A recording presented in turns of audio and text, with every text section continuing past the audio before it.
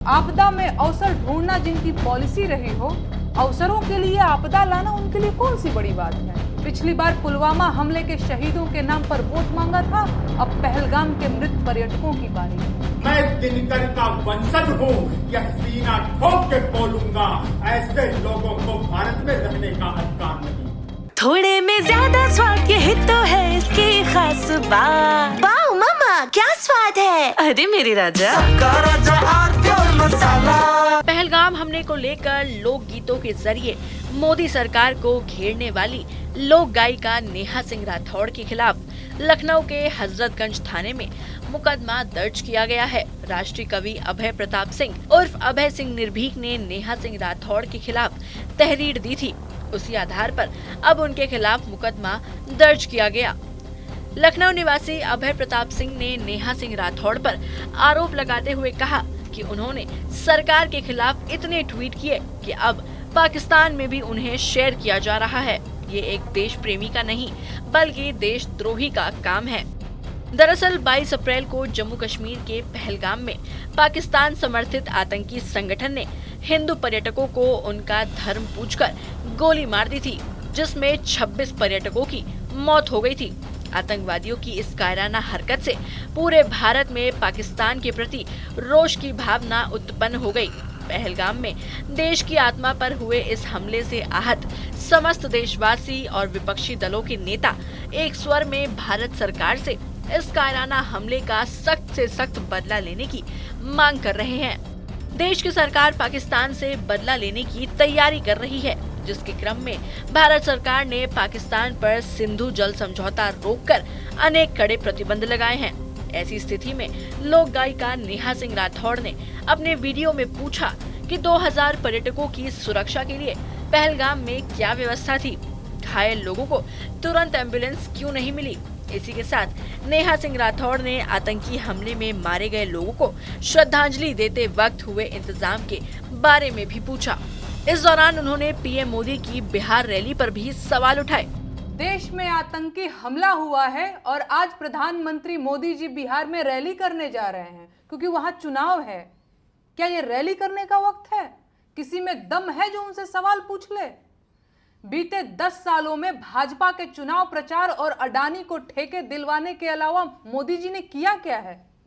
कौन पूछेगा कि सरकारी कंपनियां बेचने या सेना की जमीन बाबा रामदेव को देने से देश कैसे मजबूत होगा? सेना की भर्तियां रोकने और 4 साल वाली अग्निपथ योजना लाने से सेना कमजोर हुई है या मजबूत? सेना में 1 लाख सैनिकों की कमी क्यों है मोदी जी? ईश्वर ना करे अगर कोई युद्ध 4 साल से लंबा चल गया तो हम इन 4 साल वाले अग्निवीरों के सहारे लड़ाई कैसे जीतेंगे? है कोई पूछने वाला? ट्रंप के दबाव में अमेरिका से खराब लड़ाकू विमान लेने पर देश की ताकत में कैसे इजाफा होगा? बताइए।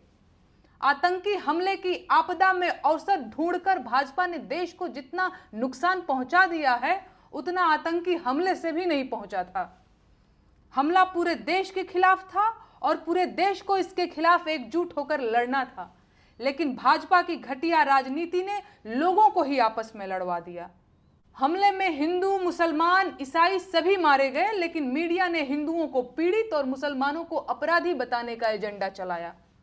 पत्रकारिता के मूल्यों की गिरावट अगर ऐसे ही जारी रही तो अब वो दिन दूर नहीं जब शहीदों की शहादत भी धर्म के चश्मे से देखी जाएगी।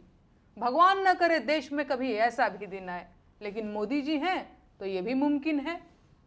आपदा में अवसर ढूंढना जिनकी पॉलिसी रही हो, अवसरों के लिए आपदा लाना उनके लिए कौन सी बड़ी बात है। आज मोदी जी बिहार जा रहे हैं, वहां उनकी रैली है। पिछली बार पुलवामा हमले के शहीदों के नाम पर वोट मांगा था, अब पहलगाम के मृत पर्यटकों की बारी है। कुछ समझे? वहीं नेहा के लंबे चौड़े वीडियो पर अब एक बार फिर लोगों ने उन्हें खूब खरी खोटी सुनाई है।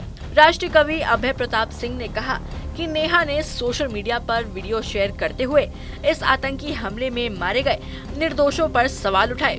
2 समुदाय के विरुद्ध आपसी सौहार्द बिगाड़ने, शांति व्यवस्था को भंग करने का काम किया।